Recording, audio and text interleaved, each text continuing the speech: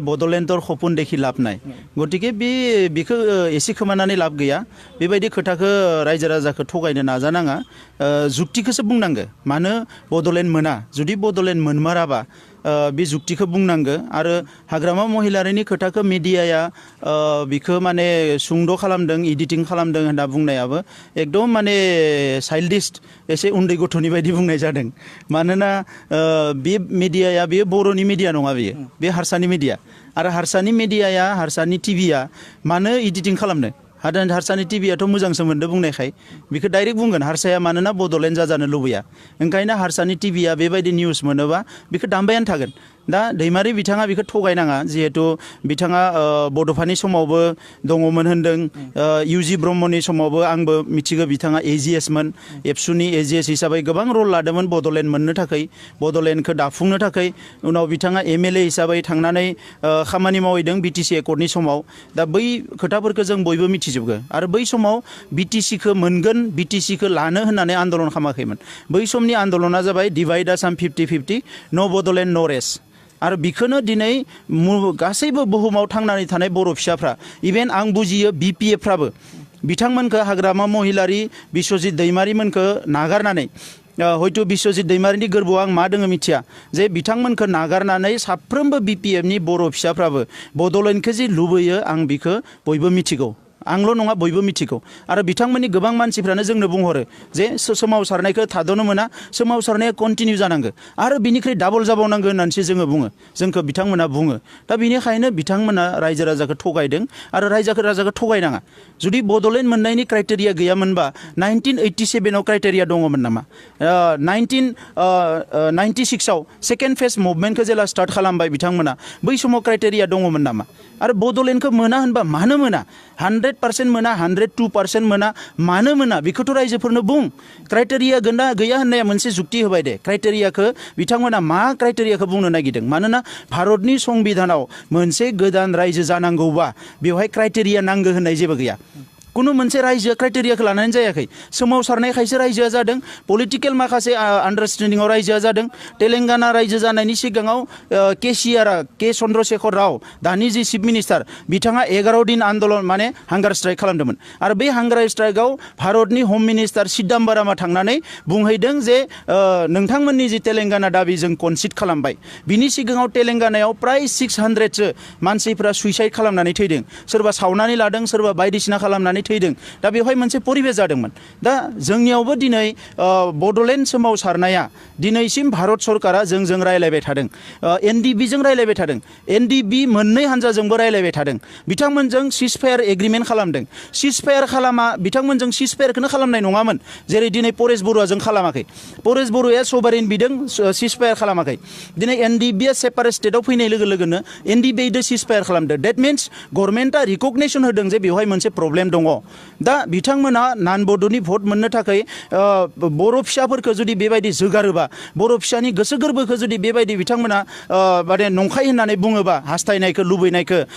बिनिख्रुइ दुखुनांथाव जेबो गैया आरो आंथ' सानगोन दिनै बै समाव पिटिसिनि लिडारफोरखौ जोंनि दैदेनगिरिफ्रा मेल मिटिङाव रायनाय खोनादोंमोन इभेन बिथांमोनाबो रायदोंमोन जे पिटिसिया सानफा मोनफा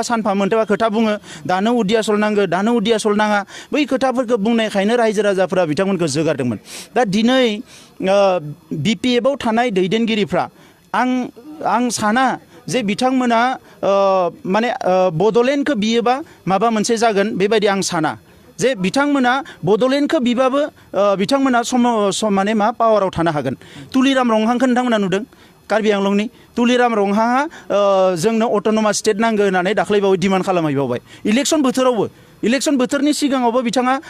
माने अट'नमास स्टेट नांगौ होनना डिमान्ड खालामगासिनो दङ चिफ जानानैबो कार्बि आंलं आरो आंखौ लोगो मोननायाव बुंदों जे नोंथांमोननि चिफआ मानो बड'लेण्ड बिया जोंथ' अट'नमास स्टेट बिगासिनो दङ थाखा फैसा गासैबो हरगासिनो दङ माने अट'नमास स्टेट बिनो दा दिनै जोंनि बड'लेण्डनि दैदेनगिरिफोरनि खर'आव मा बेराम मा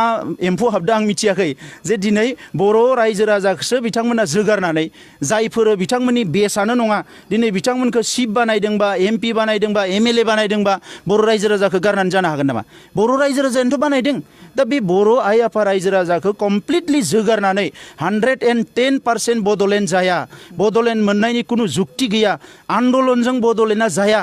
अब्ला मा फर्मुला दोङो माला मोनगोन बेखौ मानो रायजोनो होआखै नाथाय बिथाङा बुंदों दा आथिखालनि सोमावसारनायजों बडलेण्ड मोना नाथाय राजखान्थिबाबो बडलेण्ड मोनगोन आरो सासेल' एमपिजों नाथाय बे जाथावना नङा होननानै बिथाङा बुंदों बेनि सायाव मा बुङो नोंथांमोनानो बुं जि समाव मिज'रामा जादोंमोन साबेसे एमपि दङमोन जि समाव अरुणाचला जादोंमोन साबेसे एमपि दङमोन जि समाव सिक्किमा रायजो जादों साबेसे एमपि दङमोन दा दिनै एमपि एमएलए थानांगौ पार्लियामेन्टआव खोथा बुंनो थाखाय खिन्थु विदर्भ रिजनाव दा 10 जन एमएलए एमपि थानानैबो विदर्भ रायजोखौ मोनाखै विदर्भ एरियायाव दिनै गाडकारिया नितिन गाडकारि जायनिखि केन्द्र मिनिस्टार बिथाङा पार्लियामेन्ट इलेक्शननि समाव लिरना होदोंमोन जे आं देरहालाङोबा विदर्भ रायजोखौ बानायगोन दानि महाराष्ट्रनि चिफ मिनिस्टार देवेन्द्र फडणवीस बिथाङा लिरनानै होदोंमोन जोंनि दोलोआ देरहालाङोबा बिजेपिया जोङो विदर्भ बानायनानै होगोन ना मानो दाबो जायाखै विदर्भ रायजोआ गतिके एमएलए एमपिखौ जोंनो नांगौ बिथांमोना देरहानानै थांनानै जोंनि इस्युखौ खोथा बुंहैनांगौ सासेल' एमपिजों जागोन ना सानैल' एमपिजों जागोन बे मेटार नङा जोंनो खिन्थु एमपिखौ नांगौ जोंनो खोथाया पार्लियामेन्टआव सहैनांगोन बै समाव जेरै सानसुमा खुंगुर बसुमतारिया देरहाना थांनानै पार्लियामेन्टआव बुंहैदोंमोन इउजि ब्रह्मआ देरहाना थांना पार्लियामेन्टआव बुंहैदोंमोन लोगोसे जोंनि 91आव एबसुजों देरहानाय एमएलएफोरा थांनानै एसेम्ब्लियाव खोथा बुंहैदोंमोन 2001आव एबसुआ देरहाहोनाय बै समनि बिएलटिआ देरहाहोनाय एमएलएफ्रा थांनानै खोथा बुंहैदोंमोन अब्ला बे पार्लियामेन्टारि प्रसिडिउरनि गेजेरजों बेजोंबो प्रेसारखौ क्रिएट खालामनो हायो ओंखायनो आं बुंबाय थादों लामाया मोनथाम बिथाङा बुंदों मोनसे लामाया मोनथाम एक नाम्बाराव मुभमेन्टखौ नांगोन मुभमेन्ट नङाबा जानाय नङा दिनै अल इन्डियायाव रायजो बिग्राफोरजों जोंल' टगा जाबाय थादों बर' ग्रुपजों एबसु एनडिबिजों मानोना जों सोमावसारदों आरो बिजेपि गभर्नमेन्टआ गोदान फैनायनि उनाव जों खेबसे खेबनै सावरायखांनानै जेला बिपिए बा बिजेपिजों हाबो बै समाव बिथांमोना स्टप खालामबाय जोंजों रायलायनायखौ मानोना बिपिए बा लुबैया बड'लेण्डआ जाथों बेखौ बिपिए बा लुबैया बिथांमोननिया जाबाय मा जों आन्दलन खालामनांगौ बिखौ लानानै फैसा बिना लायगोन जे बिसोरखौ थान्दा खालामनांगौबा बेखौ बन्द खालामनांगौबा फैसा हर बे फैसाखौ दिल्लीयाव बिहोयो ओंखायनो थाङै थुङै जोंनि सावरायनाया 2016आव स्टप जाबाय जोङो सोमावसारफिननानै 2017आव टगा जाफिनबाय 2008आव टगा जाफिनबाय आरो मोनफ्रोमबो टगाव हम मिनिस्टारा गावनो दङ जोङो बिथांजों स्पष्ट सोंदों स्पष्ट रायलायदों जे नोंथाङा बड'लेण्डखौ मा होनो बयबो बुङो जे नोंथांमोना बड'लेण्ड बिनायनि लेजिटिमेसि दङ नोंथांमोना बड'लेण्ड बिनायनि राइट दङ अधिकार दङ बिबाय था बिनांगौ जातिनि सार्थआव नाथाय दिनै जोंहा गभर्नमेन्टआ पलिसि गैथ'वा बे खोथाखौसो बिथांमोना बुंदों पलिसि गैथ'वा जों बुंदों पलिसिखौ ला पलिसियाथ' थाखाया डिमनेटाइजेसननि पलिसि दङमोन ना पलिसि गैयामोन डिमनेटाइजेसननि डिजिटेल इन्डिया बानायनायनि पलिसि दङमोन नामा डिजिटेल इन्डिया बानायनायनि पलिसि गैयामोन गतिके नोंथांमोना जुदि जों बुंदों जे काश्मीरनि थाखाय दा नोंथांमोना घने घने रायलायनो हायोबा खनले नागाफोरनि थाखाय रायलायनो हायोबा जायफोरा सभारेन बिदों जों हादोरनि सिङावनो मोनसे रायजो बिदों जोंनि जेंनाखौ मानो सुस्रांनो हाया लास्टआव खनफ्रोमबो सावरायनायाव बिथांमोना जोंनि जुक्तिखौ मानिना लानो गोनां जायो बेखौ आंल' नङा साफ्रोमबो जोंनि दैदेनगिरिफोर सावरायनायाव जायफोर दङ बिथांमोना बयबो मिथिगौ दा ओंखायनो दिनै बेवहाय माने सोमावसारनानै बड'लेण्ड मोना सासेल' एमपिजों बड'लेण्ड मोना बेखौ बिथाङा बबे जुक्तिनिफ्राय बुंदों एमपि गैयालासिनो स्टेट मोनलांदों आरो दिनै एमपि थानानै एमपिया खोथा बुङा बिसोर दुखुनांथाव दा दिनै बिथाङा सासे एमपि बिथाङा मानो खोथाखौ बुङाखै मानो बड'लेण्डआ जायाखै मानो एनडिबिजों सावरायनाया एक्सपेक्टेड जायाखै बे खोथाफोरखौथ' बिथाङा बुंनांगौ रन्जन दैमारि बिथांजों मानो दिनै 13 मार्चनि फास्ट ट्रेक जाखो बे खोथाखौथ' बिथाङा बुङाखिसै गुबुन उग्रपन्थीफोरजों जायाखै गुबुन उग्रपन्थी लिडारफोरजों रिभलिउसनारि लिडारफोरजों फास्ट ट्रेक जायाखै रन्जन दैमारिनि बेलायाव मानो फास्ट ट्रेक जाखो बे खोथाखौथ' सोङाखिसै बिथांमोना दा दिनै बिथांमोना गावसोरखौसो राइट होननानै लाबाय थायो बेनो गोरोन्थि जादों दिनै एमपि हिसाबै बिथांमोनखौ खौरांगिरिफ्रा सोङो रायजो राजाफ्रा लेक्सार होनो लिङो बेखौनो बिथांमोना गोग्गानानै दिनै जानला मानला खोथाफोरखौथ' बुंबाय जानाय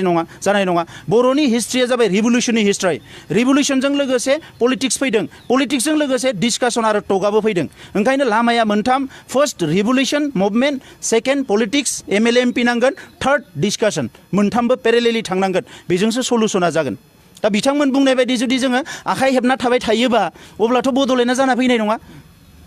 2014 मायथाइयाव जिकिपिएलआइनि जिथु कमिटि दादोंमोन बिटिसि गभर्नमेन्टआ बेखौ एबसुआ नेवसिगारदों होननानै बिथांमोना अजद खालामदों जों नेवसिगारदों मानो नेवसिगारदों मानोना 1992 मायथाइयाव भुपेन्द्र सिं कमिटिया बिराद गिदिर पेज 200-300 पेजनि रिपर्ट होलांखाबाय आरो बेवहाय बै रिपर्टआवनो माखासे नेगेटिभ खोथाफ्रा दङ आरो जिकिपिएलआ फैबा मालाय बिनिख्रुइ मा गोदान रिपर्ट बरननो हानायथ' जेबो गैया आरो कमिटि मोनसेनि रिपर्टजों गभर्नमेन्टआ रायजो दायो नामा कमिटि मोनसेथ' दाया जिके पिल्लाया बड'लेण्डआ जासिगोन होननानै फोसावनो फैनायबा जों वेलकाम खालामगौमोन जों माला होगौमोन जोङो बिथांमोनजों हाजार हाजार मानसि लोगो जाफानानै वेलकाम खालामगौमोन जिके पिल्लाय खिन्थु बिनि सिगाङावबो जिके पिल्लायजों आं खननै खनथाम रायलायदों जि समाव बिटिसिआव बिदा फंबायनि गावथारलायनाय जादों बुथारलायनाय जादों बै समाव जिके पिल्लायजों आं खनले रायलायनो मोन्दों आरो बै समाव बिथांखौ सोंदों जे नैबे इस्युखौ सल्भ खालामनांगौ बोरै खालामनो बोरै खालामा बिथाङा बुंदों जे बिटिसिनि सायाव माबा मोनसे दिनै हारसाफ्रा नोंथांमोननो होगोन बेबायदि लामाखौ नुहुराखै गतिके दिनै बिथाङा बुंनाय बायदि जिके पिल्लाय कमिटिया फैबानो जे बड'लेण्डआ जागौमोन बड'लेण्डनि खामानि जागौमोन बेवहाय जेबो गैया कृष्ण कमिटि बानायदोंमोन तेलेंगानायाव आरो इन्डियायाव बेबायदि हाजार कमिटि गोग्लैनानै दङ पार्लियामेन्टनि स्टेन्डिं कमिटि गोग्लैनानै दङ गोबां कमिटिनि रिपर्टआ गोग्लैनानै दङ कुनु मोनसे कमिटिनि रिपर्टखौ लानानै गभर्नमेन्ट अफ इन्डियाया डिसिसन लानाय होनना बुङोबा आसि बिजौआव साननो हानाय जिर' नङा आसि बिजौआव साननो हानाय ओंखायनो पिल्लाय कमिटिजोंसो बड'लेण्डआ जागोन होननाया 100% रं खोथा बिथांमोना जास्ट 2014आव पिल्लायखौ लाफ्लानानै आर'नाइ होनानै रायजो राजाफोरखौ थगायनो नागिरदोंमोन अब्ला जों बुंबाय जे मानो पिल्लाय कमिटि डाइरेक्ट हम मिनिस्ट्रिया दायित्व लानांगौ हम सेक्रेटारिया दायित्व लानांगौ जइन्ट सेक्रेटारि हमा दायित्व लानांगौ आरो दिनै बिनिखायनो जों डाइरेक्ट हम मिनिस्ट्रिया रायलायनो गोनां जादों हम सेक्रेटारिया रायलायनो गोनां जादों हम मिनिस्टारा गावनो थानानै जों मिटिं खालामनो गोनां जादों मानोना जोङो मोननै मोनथाम लेयार खालामनानै कुनु लाब गैया दिनै इन्टारलकिउटर होदों इन्टारलकिउटरा रायलायनानै मा खालामनो गाबोन हम मिनिस्ट्रियावनो हैफिननांगोन गतिके जोंनो मानो स्पिड ब्रेकार नांगौ जों बुंदो डाइरेक्ट हम मिनिस्ट्रियानो रायलायनो हायोबा हम मिनिस्ट्रिजोंनो रायलाय दा नंखायनो बिथांमोना दिनै मा मावगोन मा मावा जाथिनि थाखायथ' गथा जेबो मावनो हायाखै दिनै कार्बि आंलंनि इस्युआ बिथांमोननि दायित्वमोन 2003आव एकर्डआव दंखायो क्लज नाम्बार 8 कार्बि आंलंनि रायजो राजाफोरखौ बिथांमोना बेसे बोसोर थगायबोखो नैबे पार्लियामेन्टआव जागोन बै पार्लियामेन्टआव जागोन केबिनेट पास जाखाबाय उमुक पास जाखाबाय अमा बायनानै जादो मैसो बायनानै जादो दिल्लीयाव बयबो फैदो रंजानो बायदिसिना खोथाखौ जों खोनाबाय थायो रायजो राजाफ्रा जोंनो खोन्थाहरबाय थायो दिनै कार्बि आंलंनि इस्युखौनो बिथांमोना बारहोनो हायाखिसै दा बेबो दुखुनांथाव जोङो ट्राइपार्टाइट टक खालामनायाव गभर्नमेन्टखौ जोङो नारसिनदों कार्बि आंलंनि इस्युखौ खुनु ट्राइबेल इस्युजों जाबफानो मोना बेखौ सेपारेटलि बेखौ पास खालामनांगोन उनाव बिथांमोना दिनै हाइजेक खालामना लानानै गाबोन मावगोन समफोर मावगोन दिनैसिम कार्बि आंलंनि इस्युखौ मावनो हायाखिसै दा पार्लियामेन्टारियान हिसाबै जिखिनि दायित्व दङ बे दायित्वखौ बिथाङा मावनो हायाखै आरो बिथांमोननि दोलोआ जिखिनि फिसा समस्या बै समस्याफोरखौबो समाधान खालामनो हायाखै दिनै लेखाया दासिमबो मोनाखै आं नुदों बिथाङा बबेबा WhatsApp ग्रुपफोराव लिरलाबायदों लेखाया मोनजोब्बाय जोङो हिसाब खालामनानै दाख्लैल'सो टेक्सट बुक प्रडाक्शननि चेयारमेनजों रायलायहैनाय जादों थाउजेन्डस अफ लेखा मोनाखै चिरां जिल्लायावनो 10,000 लेखा मोनाखै गोबां जिल्लायाव लेखा मोनै दङ दायो बे लेखाफोरखौ मानो मोनाखै स्कुल प्रभिन्सियेलाइज जायाखिसै मास्टार गावसोरो 15 बोसोर कंग्रेसजों थाबाय 12 बोसोर नै बिजेपिजों 2 बोसोर जाबाय सेपारेट डाइरेक्टरेटखौ होनो होननानै तरुण गगैखौ बेसेबांबा बुंहोबाय थाङै थुङै सेपारेट डाइरेक्टरेटआ फैनानै बिजेपि गभर्नमेन्टनि दिनाव सेलसो जाफैबाय सेलाव सासे आइजोखौ अफिसार होना दोनदों जेबो फैसा थाखा गैया जेबो गैया खामानि मावनो हाया बर' बिजोंनि अबस्थाया सारा आसाम नाङै गाज्रि अबस्था जाबाय दा नैफोर खामानिखौ मावनो हायाखै फरेस्ट डुवेलार्स एक्ट सनितपुराव थानाय हानि बिटिसि ओनसोलाव थानाय फरेस्ट ओनसोलाव थानाय बर' आइ आफा रायजो राजा गुबुन ट्राइबेलफोरनो हानि मोन्थाइखौ बिना होनांगौमोन दुखुनांथाव दिनै आब' प्रमिलाखौ बिथांमोना MP दैखांहरदों MP दैखांनायाथ' जेबो नङा जों मिथिगौ आब' प्रमिलाया जेनोबा जेनथोंसै MP जानानै देरहाना थाङोबा थांथोंसै उनाव बिथांनि सिदा खालि जायोबा आमखानि बाजैखौ होगोन थुमखानि माने मेदामखौ होगोन होननाय खोथाफ्रा सोलिलायगासिनो दङ दा आब' प्रमिलाखौ नारखांनानै बाहेर खालामनोसो नागिरदों बिथांमोना जेरै रेसपेक्ट होनानै बुंदों खोथाखौ जुदि रेसपेक्ट होयोबा आब' प्रमिलानो मन्त्रिनिख्रुइ बांसिन रेसपेक्ट जेरावबो गैया सासे आसामनि केबिनेट मन्त्रिनिख्रुइ सासे MP आरो रेसपेक्टफुल जानो हाया गतिके दिनै बिथांमोना मा खालामखो WPT मन्त्रिया बर'नि आखायावनो बेसेबा गोबाव थाबाय सनितपुरनि हाखौ मावना होनो हादिया नगावनि हानि माने फरेस्टनि ओनसोलनि खामानिखौ मावना होनो हादिया tribal belt block Dalgaon tribal belt block गोबां ट्राइबेल बेलेन ब्लकआव दिनै मालाया बेदखल खालामबाय बिगासेबो हाबो सेफिननो हायाखिसै मा मावदों दिनै जोंनि सोलोंथाइनि समस्याखौथ' मावनो हाखायाखै रांखान्थि जौगानायनि जेबो खामानि मावनो हायाखै BTCआव हाग्रामा महिलारिया गावनो दाख्लै गावसिनि काउन्सिल ओंखारनानै बुंबाय एबार आमी हाइकर्ट दिम मानो हाइकर्ट होनांगौ WPTआनो नडेल एजेन्सि BTCखौ इमप्लिमेन्ट खालामनायनि मानो आब' प्रमिलाया मोनसेबो एकखौ माने बिलखौ पास खालामनो हायाखिसै मानो चन्दन ब्रह्मआ मोनसेबो बिलखौ पास खालामनो हायाखै होमबालाय बेवहाय मा थाम्फै बुथारबाय थादों बिथांमोना रिजेन होनांगौ हायाबा बे एसेबां मानसि थैनानै हाजार हाजार मानसि थैनानै मोननाय बिटिसिखौ दिनै लिगेलि कनस्टिटिउसनेलि जुदि बिथांमोना थिग खालामनानै लानो हायाबा दिनै बाजेट बानायनायनि बेवहाय माने प्रभिजन दङमोन बाजेटखौ आसाम गभर्नमेन्टआसो बानायना हरो फैसाया मा मोनबोखो 300 कौटि 400 कौटि आसामनि 12% पपुलेसन बिटिसि ओनसोलाव दङ गतिके 12% आसामा 10,000 कौटि बाजेट बानायोबा जों 1,000 कौटि मोननांगो आसामा 12,000 कौटि बानायोबा जोङो माने 1200 कौटि मोननांगो जों मा फैसा मोनखो दिनै फैसाखौनो मोनाखै जोंनि ओनसोलाव दा गोबां स्किम दिनै थगायजादों खुनु रुल गैया हाजार हाजार ट्राकआव अन्थाइया लांनानै बांलादेशआव फानायदों बेवहाय लामा बानायनायनि नामाव केसारनि पारमिसन होदों बे अन्थाइफ्रा दिनै बोनानै लांजोबोबा भुटान हाजोआवबो अन्थाइया जोबगोन इयुनाव जोंनो नांगौ अन्थाइफ्राबो जोबजोबगोन थाखा फैसायाथ' मा मोनखो बर'फ्रालाय सोरबा साफा सानै बिथांमोननि मावथिफ्रा ओरैनो माने हुना हरनानै 100-200 मोनजानायनि बादै मा मोनजादों हयथ' सोरबा EMGMफ्रा गरफा गरनै मोनदों खोमा खिन्थु रायजो हिसाबैथ' जेबो लाब गैया आसनिखौ मा बुंनो साख्रि बाख्रिथ' होनो हाखायाखिसै टेट मास्टारफोरनोबो साख्रि होनो हाखायाखिसै बबे खामानिखौ बुंनानै फोजोबनोनो हाया ओंखायनो गावजों गावनि डिबेटखौ जों खालामनो लुबैया दा बिथांमोनखौबो बेखौनो खावलायो जोंजों मानो नांलायनायाव एसेबां गोसो होयो पार्लामेन्टआव नांलायहैथां एसेमब्लियाव नांलायहैथां पार्लामेन्टआव मा फिथा सोना थायो नामा एसेमब्लियाव माबा फिथा सोना थायो नामा खुगायाव बेवहाय नांलायहैथां बिनानै लाबोबाव आरो गरनै जोंबो माला होगोन ना बिबार माला नङा होमबा जोंथ' समायखिरा लायाखैना आइ आफानि खर' हमनानै बिश्वजित दैमारिया मोजां मावबा जोङो बेखौ बराया हाग्रामाया मोजां मावबा बेखौ बराया होननानै जोंथ' आइ आफानि खर' हमनानै समायखिरा लायाखैना आब' प्रमिलाया मोजां मावबा जों बराया दा बिथांमोननिया गिदिं गिदिं टारगेटआ एबसु टारगेटआ आमखा आमखि टारगेटआ बे जोंलाय बिथांमोननि मा खहा खालामदों बिथांमोननि थोरसिनि ओंखामखौनो सेना जादों ना बिथांमोननि राजा लामायाव लामा गारि सालायनायखौनो हमथादों ना बिथांमोननि जौ सेरेब एन्जयमेन्ट एन्टारटेनमेन्ट न' लुनायखौनो बादा होदों जोंथ' जेरावबो होबथायाखै माव नोंथांमोननि खिन्थु 15 बोसोर बर' आइ आफा रायजो राजाया नुबाय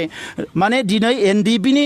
चेयारमेना फाउन्डार चेयारमेना दिनै थैजासे जेल जोबनो गोनां जाबाय बिजों लोगोसे 9 जना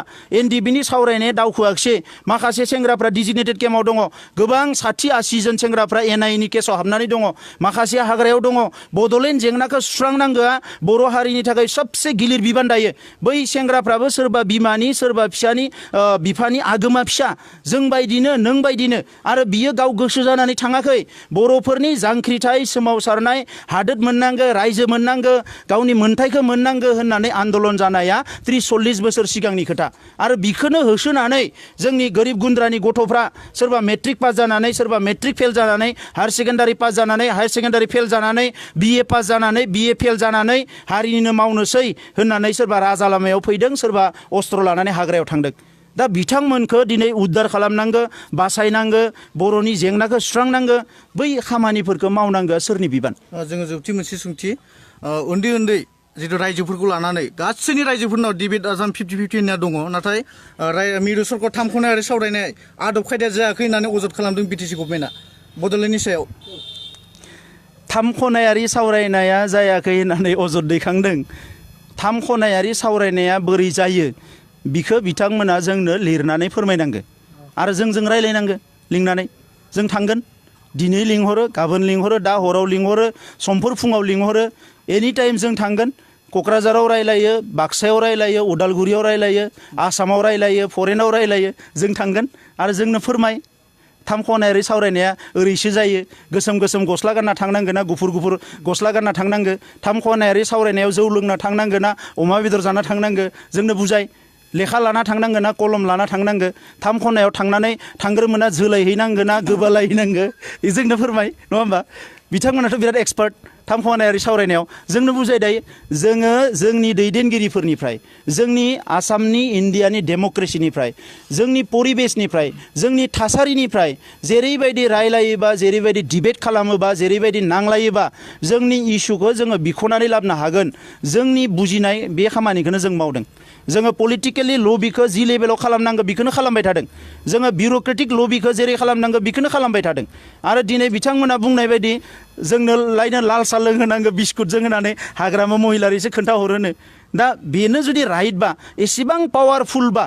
भारतनि हम मिनिस्ट्रिखौ प्राइम मिनिस्टारखौ साहा लोंहोनांगौखौबो बुंनो हानाय जाबायबा हाग्रामा महिलारिया अब्लालाय मानोथो दिनै जेलाव थानाय सेंग्राफोरखौ बरनाखिसै मानोथो दिनै रायजो राजाफोरखौ सान्दुं अखायाव आन्दलनाव लाबोनो होखो नोंथाङा सावरायनानै मानोथो थाब थाब सलुसन खालामनो हायाखै फैना सिगाङावनो बड'लेण्ड जेंना दङ आवगायनानै फै रायलायनानै फोजोबनानै हो एसेबां पावारफुल मानसिया दा बियो जेबो नङा मानगोनां आं रायजोफोरनिसिम खावलाय नागिरो रायजोफोरखौ थगाय नागिरदों आरो रायजोफोरखौ थगाय नागिरदों दाख्लै बावै बुंबाय NDBनि आङो फैसा खांग्रा चिराङाव सिगाङाव बुंदोंमोन माने माबाफोर मोनोबा बेखौ होनोसो नांगोन ना बेंटलाव दा रायजोफोर NDBखौ आं रेसपेक्ट खालामो NDBआ बर' हारिनि थाखाय रेभुलुसन खालामदों NDBजों नंगौ एबसुनि दैदेनगिरिफोरा सोरबा आखायाव थैनो गोनां जादों NDBनियावबो थैनो गोनां जादों सोरनियावबो थैनो गोनां जादों बर'नि जारिमिना गोसोम जारिमिन खास्रि बिस्रि गावजों गाव बुथारलायनाय जारिमिन आरो सोर खैजोना बुथारखो बिखौ टेबोलाव लेखा लाना जिरायोबा हयथ' बयनियावबो ब्लेमा फैगोन नों साबेसे बुथारखो आं साबेसे बुथारखो बैयो साबेसे बुथारखो दा बेफोरखौ दिनै बावलांजोबनानै जोङो बिदा फंबाय जिखिनि थांनानै दङ NDBआनो जा एबसुआनो जा BLTआनो जा UPPLआनो जा BPFआनो जा दिनै बयबो लोगो नांनानै खौसे जानानै जोंनि जेंनाखौ सुस्रांनायनि थाखाय आवगायलांनायासो जोंनि खामानिमोन दा बिथाङा जेरैबायदि बुंदों बिथाङा लायनो सोमावसारनायनि समाव आं NDBनि फैसा खांग्रामोन बिथाङा बबे सनाव सोमावसारदोंमोन आंनि जारिमिना जोबोद गुसुं आङो तामुलपुरनि सौरागुरिनि जोबोद जौ फाग्ला सासे बिफानि न'खराव जोनोम जानाय सासे सेंग्रा उन्दै समनिफ्रायनो हालेवदों आङो हाजिरा मावदों आङो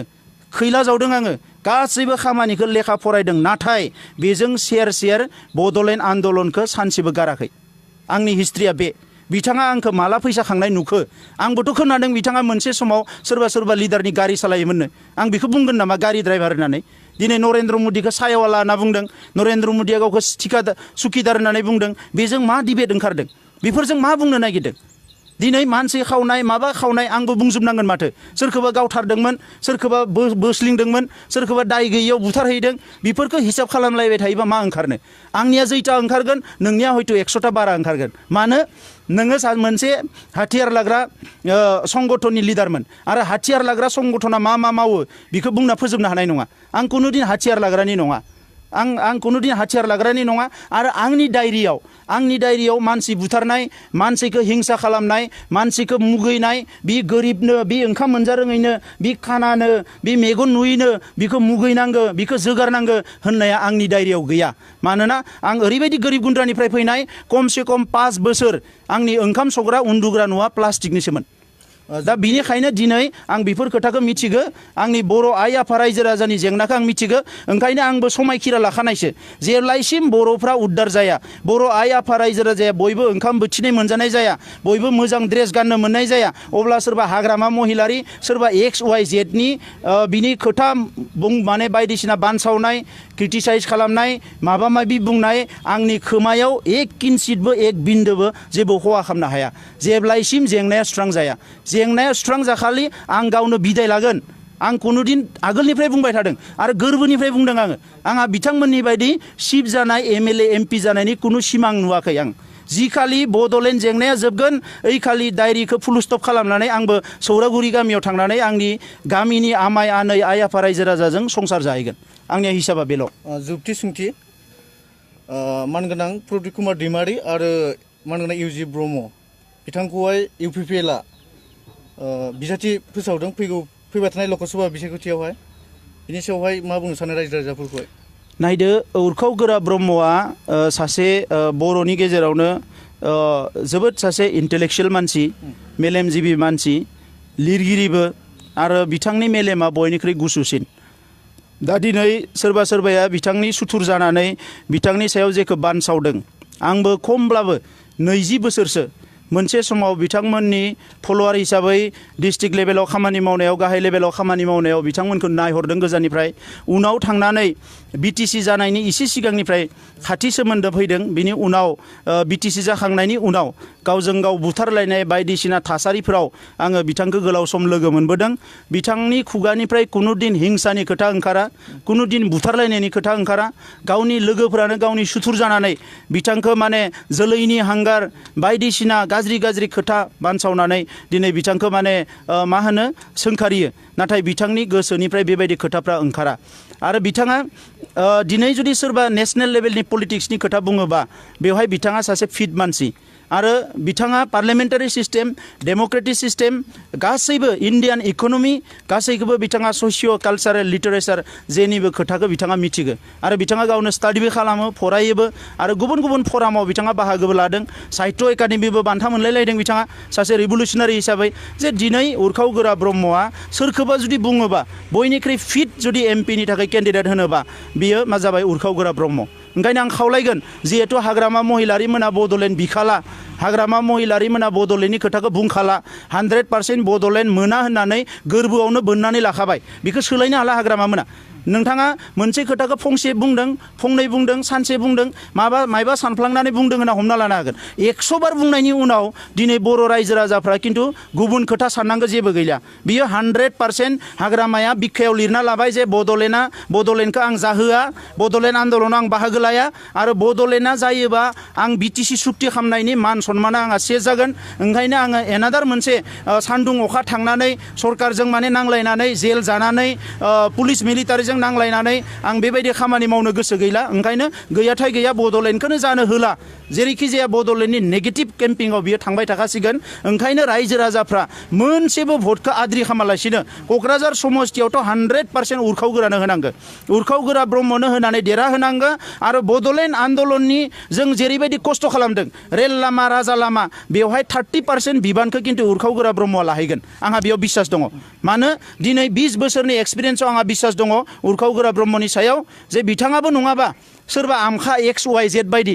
ओरैबायदि पार्टियाव थांनानै थोरैबायदि पार्टियाव थांनानै बिथाङाबो एमपि जाहैनो हासिगौमोन MLA जाहैनो हासिगौमोन फैसा खामायनो हासिगौमोन बिथांमोननि बायदिनो क'क्राझाराव माने गोजौ गोजौ न' लुनो हासिगौमोन गिदिर गिदिर गारि बायनो हासिगौमोन आंनि मेगन सिगाङावनो बिथांनो गोबां नेशनेल पार्टिफ्रा अफार होदों जोंनि जानानै केन्डिडेट जा जों फैसा थाखा होगोन खेबसे नङा खेबनै खेबथाम होदों जोंनि जानानै केन्डिडेट जा जोंनि पार्टियाव हाब राज्य सभायाव होगोन जोङो गोबां खोथा बिथाङा आंनि सिगाङाव बुंदों खिन्थु बिथाङा न' जेरैबायदि बड'लेण्ड समस्याखौ लाना बर' रायजो राजाया लुबैदों आं बेखौ फोथाय खेबस' खालामनो हाया जेब्लायसिम बड'लेण्डनि जेंनाया जोबा बर' जेंनाया जोबा आरो बर' जेंना जोबनायनि उनावबो इभेन आं रावबो पार्टिजों थांनो गोसो गैया नांगौबा राजनितिखौनो गारगोन आरो देग्लायबो बिथाङा एमपि जानो गोसो गैयामोन बिथाङा खनले बुंदोंमोन NDBनि दैदेनगिरिफोरखौ जोंखौ बयखौबो बुंदोंमोन जे गुबुन केन्डिडेट नागिरदो जों बुंदों जे गोदान केन्डिडेट सासे हरनानै दिल्लीनि दरखंखौ संनायावनो दिल्लीनि लामाखौ संनायावनो दिल्लीनि पार्लियामेन्टखौ संनायावनो दिल्लीनि लिडारफोरनि गोसोखौ संनायावनो 3 बोसोर थांगोन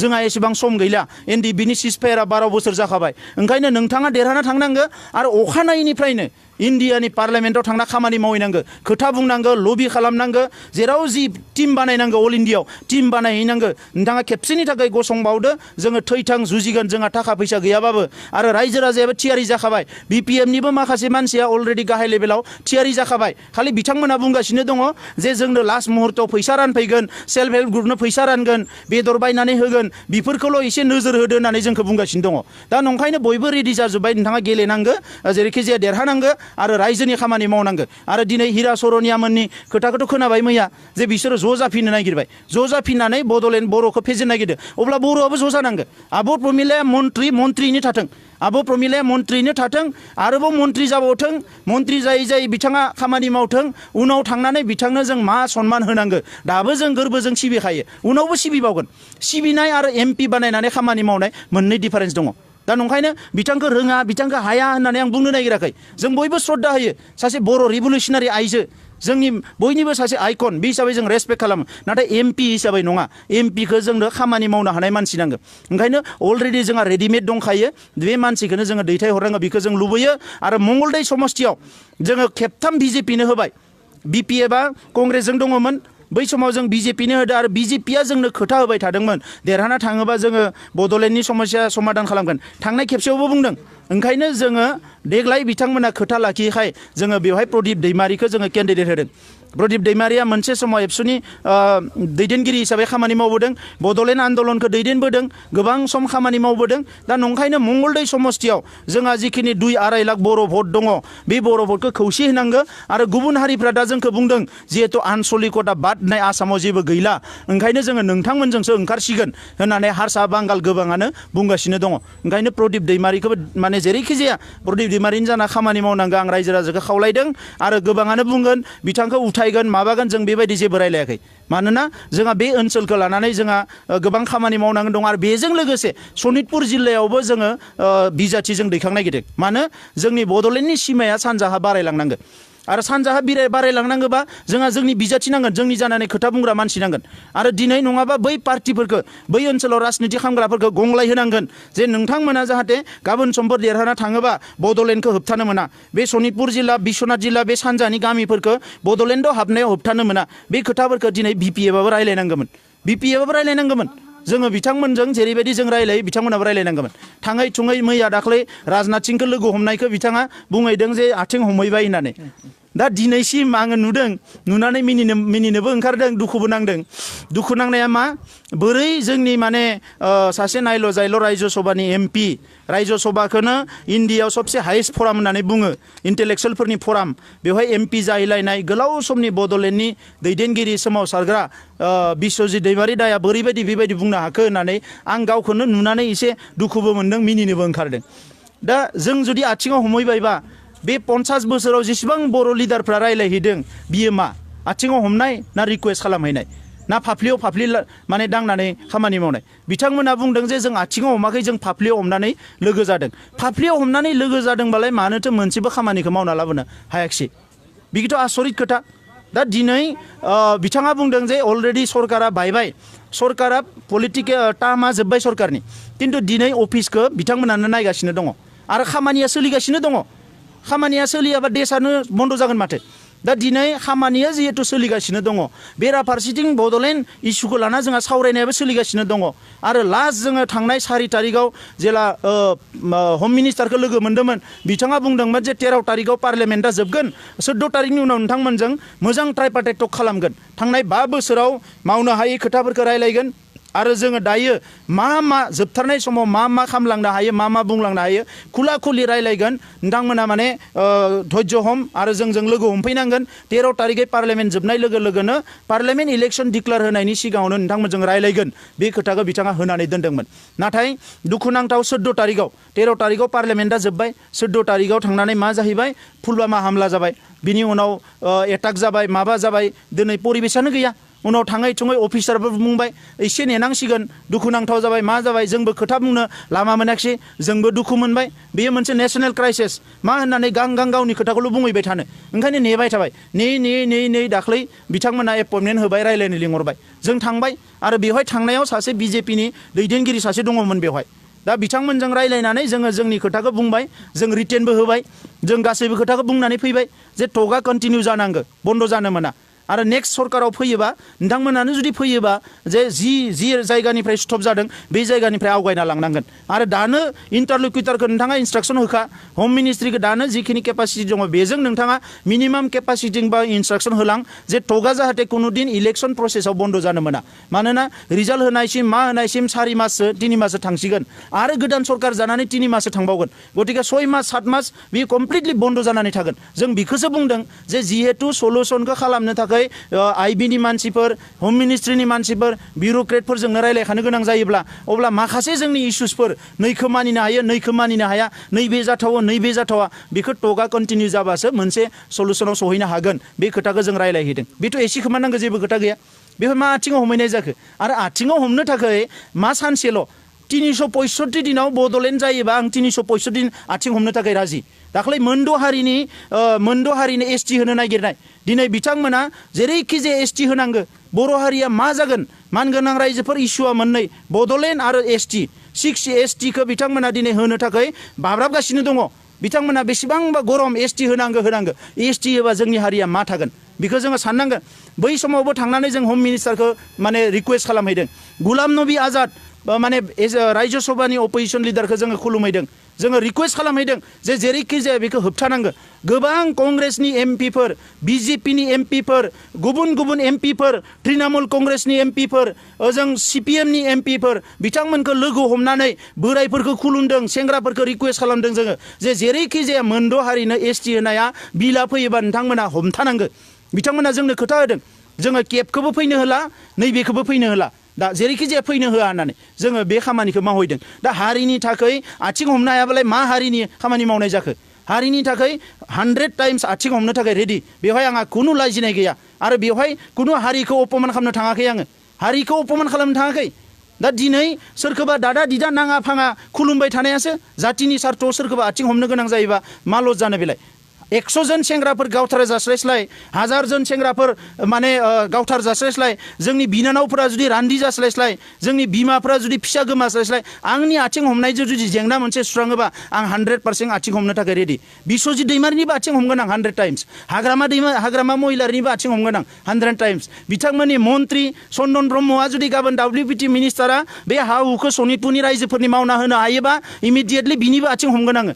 सोलोंथाइनि जेंनाखौ फोजोबना होनो हायोबा बिथांमोननि मन्त्रिफोरनि आथिं हमगोन आङो सोर सोलोंथाइनि इएम दङ बिनि आथिं हमगोन BTC ओनसोलाव बर' मिडियामनि मास्टारफोरखौ होजोबथो स्कुल कलेजखौ प्रभिन्सियेलाइज खालामजोबथो गासैनिबो साख्रिफोरखौ थिग खालामदों बिथांमोननि आथिङाव हमनो थाखाय आं 100 टाइम्स रेडि मानोना आथिं हमनानै दिनै आङो मोनसे खामानि आदाय खालामोबा मानसिनि जिउ जोबनायनिख्रुइ गोबां मोजां होननानै आं सानो आरो बेजों आंहा इज्जता लस जाया इज्जत होननाय जिनिसा सोरनिबा आथिं हमनायाव लस जाया बेवहाय अननाय आरो रेसपेक्टआ बारियोसो